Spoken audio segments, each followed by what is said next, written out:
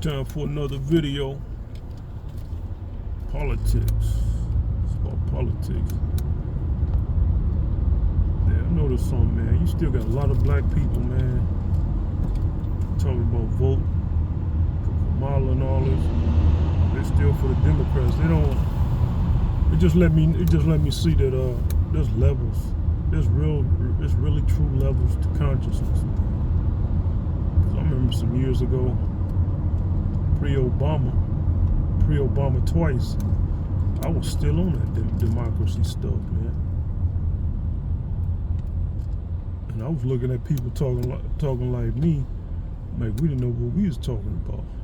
Like, man, you a hater or something, man. You just trying to stop progress.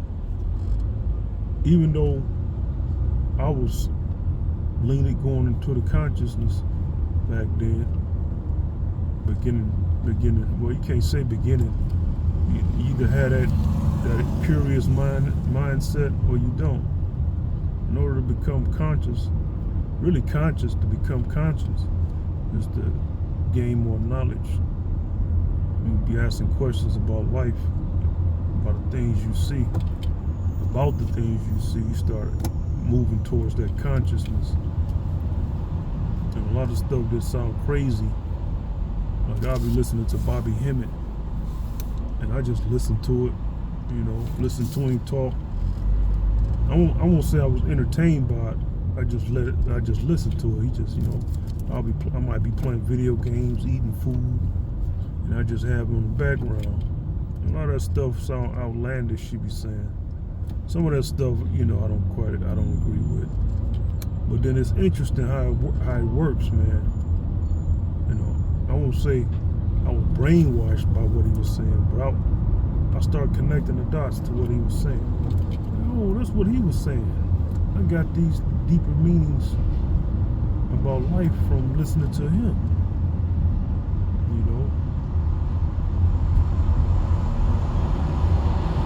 Like, this guy's making sense. How he be talking about the gods and this and that, like how the earth is a prison for gods. And I was just thinking about it today. Like, kind of makes sense. And the reason why I started thinking about it today, I was thinking about hell. I was thinking if you were an immortal being, how could you escape being insane forever? Like you're literally insane forever. That's hell. That's really what hell is, insanity. People say the fire and this and that, but the fire, it won't stop. It's what makes you insane. It's insanity. Basically, hell is eternal insanity. That's torment to a being that can't be killed. But you have no peace, no rest. Nobody can help you. But I came to the realization that it's a way to kind of escape that torment. And I was thinking about it, and I was pondering, like, how did I get the answer to this? Because it seemed like a hard answer. How does an immortal being escape hell? Escape being insane forever? That's torment. Insanity, you have no grasp on reality, on your existence. You're questioning everything. You can't find no peace. But I came to the answer. I was like, and I believe it has something to do with me listening to Bobby Hemmett. I said, in order for an immortal to escape insanity, they have to be born again. They have to be born into a new form. Their mind had to be erased. Their consciousness had to be rebooted, so to speak. And that's where their reincarnation comes in. Some of y'all may say, yeah, I dabbled off the deep end. I started with politics. No, it kind of leads into it. I'm going to bring it back. You got to be born. You got to be born again so you can kind of, like, your mind got to be wiped. And how many times that happens, it depends on you. However time it needs to happen, because you're immortal. You're the one got to find peace. You may never find it. It may be the cycle you can deal with. Maybe hell, every trillion years you may be born as a being that can survive 1 trillion years, and then next thing you know, you go insane again. Then you have to be killed again. killed and wiped again, and born into something else. Wash, rinse, and repeat. So that's the thing with that. But the thing is that this level of consciousness that I came into, that's where a lot of black people is leading towards. You know, when we start talking about the Democrats, they think it's some surface level stuff. When I say they, I'm talking about like white people and other black people who still asleep. They think it's something surface level. They think it's like a cult mentality. No, man. The longer you live, the more conscious you get. Knowledge has increased. It's not the same consciousness that was in the 80s and all that stuff, in the 60s and 70s, man. It's different. It's an evolved form because knowledge has increased. Access to knowledge has increased. People live on the internet, man.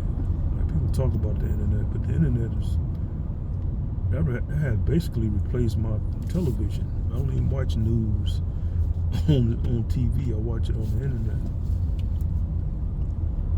But that's why you have little children, little babies know how to operate iPhones, man, and Androids. that's because knowledge has increased, hence intelligence has increased. So the conscious person, they're different. They're not the same as conscious people as a whole. Because we have knowledge at our fingertips. We can always go back and make references. And get references, I should say. So you got, here now, you're dealing with a conscious voter, a non-voter, a conscious black person who's analyzing, who's seeing things. It's like, how could I explain consciousness? It's like being snapped out of an illusion, man. It's like you can't unlearn what you know now. See, that's why you have a lot of frustrated white folks calling black people grifters and all this stuff, calling pro-black and power speakers grifters. You don't understand, man. Like, once you snap out of what you used to know and trust in, the ignorance you used to trust in, you can't unlearn it. It's like Morpheus was talking, who told Neo, like, once you got to see the matrix for yourself. Like, you can't go back. And once you come out, you can't unlearn it. It's like you just tapped out. You know, you seeing things differently. You see white supremacy and all that stuff. At first, seeing white supremacy makes you angry because you know what it is, and then you get a certain calm about it, and you start learning how to deal with it and interact. And that's why you have white supremacists. They don't understand that after a while, the black people who talk about white supremacy is almost like a matter of fact. Like we know the seriousness of it, but white people think, well, you're talking like this, how can you be cool and have cool white people and deal with white people in a cool way? They think going about white supremacy, we supposed to pick up guns and get to blasting. No, we understand what it is, and we also understand that white people, that a lot of you guys are born into the system. So it's like, yeah, even if you don't want to be a racist, the system will force you to be one, and we know that too. So that's why we don't necessarily pick up the guns and start blasting. You know, it's like, okay,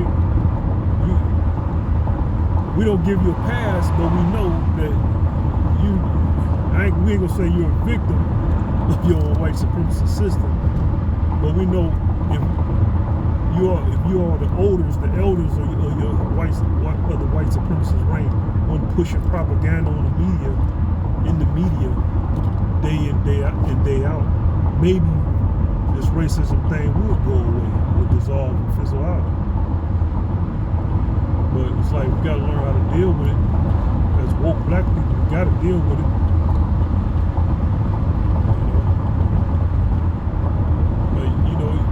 Here comes Kamala Harris, you know, coming at black people, man. Like, we heard before, like, we should just some idiots, man. But you Democrats don't understand that when you coming at black people like the hot sauce, greens in the tub, it's not even funny. It's like, you basically coming at us like it's a caricature. You're making a mockery. It's like Mad TV, like a Mad TV sketch, or In Living Color sketch, or Saturday Night Live sketch. You coming at us making a joke of our culture, man. Talking about you like Tupac and Fife and not realizing these are dead artists. Like, that's not gonna cut it, man. That's not even funny. Like, you think it's funny or something. That's how we looking at it. That's how woke black people look at that. Like, man, you making a caricature. Are you trying to be funny or something? You got hot sauce? Pull a hot sauce out your purse?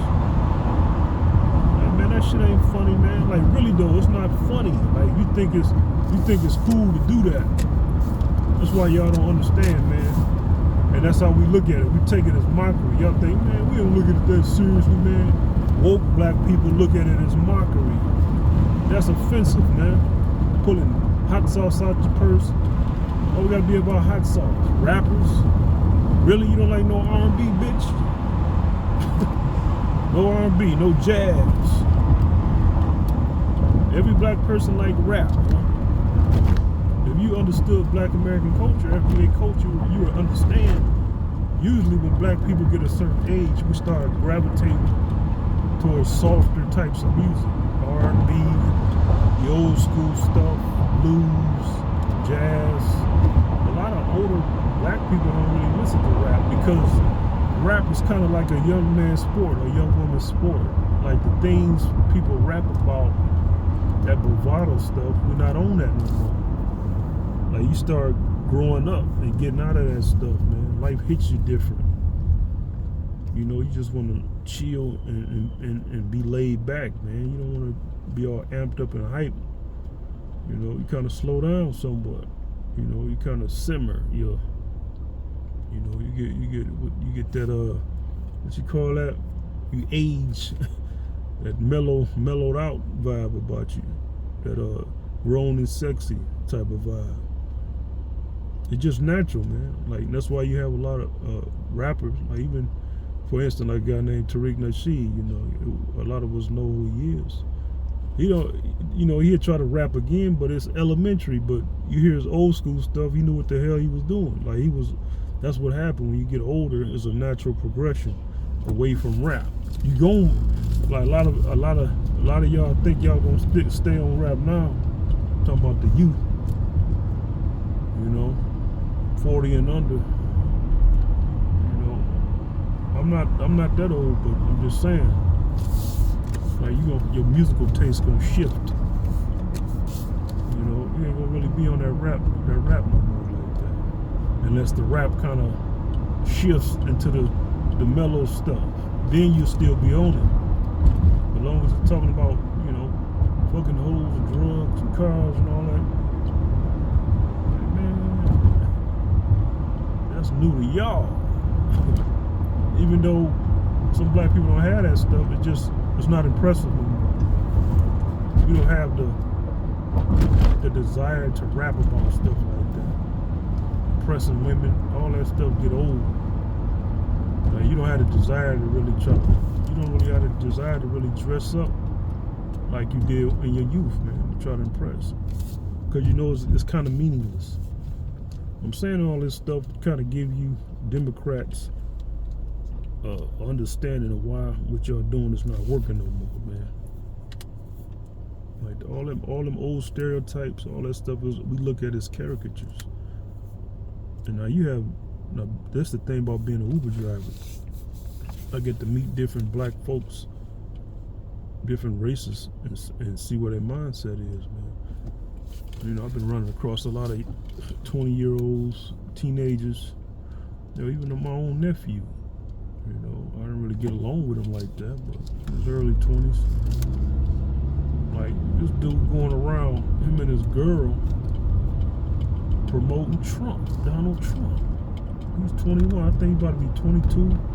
Or he's 22 already, going on 23. Walking around, knocking on doors in Dearborn, promoting Donald Trump. My mom is his grandmother, she tell me that he's meeting racist people out there in Dearborn. course you're gonna meet that out there because you got a lot of immigrants, Palestinians and stuff like that out there, Easterners out there, Middle Easterners. You know, I'll be driving through there seeing Palestinian flags and all that stuff. I don't really see Jewish flags, you know, but they out there, they're not letting it be known. But that's what's out there, man. Like, that's what's out here, the youth. You know, talk to one dude, you know, he followed Tariq Nasheed, and he ain't on that Kamala Harris either, man. Like, we have awakened to what's going on. Now, you still have a lot of black people like Charlemagne. I listen to him on the radio, Breakfast Club and all that in the mornings. Some of the stuff he says is annoying because I know he's coming from a place of ignorance. He don't understand. He's not woke. He's not really conscious. He's one of them dudes who's like, I used to leave him texts on Twitter. I said, you have 1 foot in and 1 foot out. He's what you call a surface conscious dude. Like, he's conscious because it's popular. And he think because he listened to a little bit of conscious people like Dr. Umar, that makes him conscious. Doesn't, man. It's like a different. He's a lower level of consciousness. And they talk about Trump and all this stuff. Trump said a lot of crazy things, quote unquote crazy things, to get under people's skin, man. He said all that stuff in the debate to get under Kamala Harris's skin. He's just saying crazy stuff. No, it was strategic. He was calling Kamala saying she doesn't support cops. That's an oxymoron. Anybody understood what he was doing when he said that. Even she was ticked like, nigga, please, nigga, you should know. She had that look like, you know my rap, you're my record, nigga. Like, nigga, come on now, come on, man. Everybody know you're playing. But a lot of you cats out here didn't understand that. Y'all thought he was just saying some crazy stuff. He deliberately said things that was contradictory to her character, to the things she was known for. She's known for supporting cops. She is a cop. Cop Mala. We call her Cop Mala. Come on now. You know? And there's one thing about that debate, that first debate y'all didn't catch, man. You let Kamala say she supports the Israelis over the Palestinians, but no outrage over that. That's funny. Because you got a lot of you Palestinians trying to get us to support your cause, but Kamala obviously support the Israelis over you guys. And I find that interesting. Donald Trump evaded that, as he should. And I thought that was clever. He evaded a lot of things. See, Kamala, she would answer things in that debate, but she don't know the nuances, man. Like, you can't just it's not yes or no questions when it comes to war and all this stuff, man. You can be leaning towards saying things, solutions, but you can't change people's minds, man. How you gonna tell somebody how Trump's supposed to stop the war? He can do the best he can, but if two countries are against each other, what, you gonna assassinate somebody? That's how you gotta stop it. You know. That's what I'm saying, man. Trump, I don't really support him because he don't have enough reparations, man, for FBA, but I'm more lean towards what he's talking about than the Democrats, than Kamala and Biden and all them. I'm nonpartisan now, man. I used to be a Democrat, and I don't say that with no twitch in my heartstrings and no sadness. It is what it is, man. You got to go with who's helping, man. That's what being conscious mean, man. Being responsible, taking control of your destiny, man. You don't let nobody tell you that you're crazy, or, you know, you don't want to. You on the wrong side of history and all that crap. See, they want to call Kamala Kamala, because they want to try to Americanize the name and try to make it seem like it ain't Eastern. See, we call her, on this side, we call her Kamala because that sounds what she is, you know, East Indian. She's a East Indian. She's more East Indian than anything. A lot of black, dark-skinned East Indians. That's just because she's talk like she quote unquote black. That's how an East Indian would talk, being around black people, going to an SBCU, whatever. I don't even give a fuck whatever school she went to. I don't even care, man. Like, you hear a lot of what you call them, Filipinos, like a lot of Filipinos, man, like pure blood Filipinos, dark skin and all. A lot of them talk black, quote unquote black. They have the quote black scent, like they've been around, exposed to black, been exposed around black people. I've talked to one before, and I was kind of shocked. I didn't question him about it, but he came from Florida. It was like at a truck and training school some years ago. This was like back it was U.S. Express. It was some years ago. The dude was just talking normal. Like my cousin, you know, he married to a Filipino. You know, they get along. You know, well, they did. I don't know how it is now. There's some situations going. But she like black, man.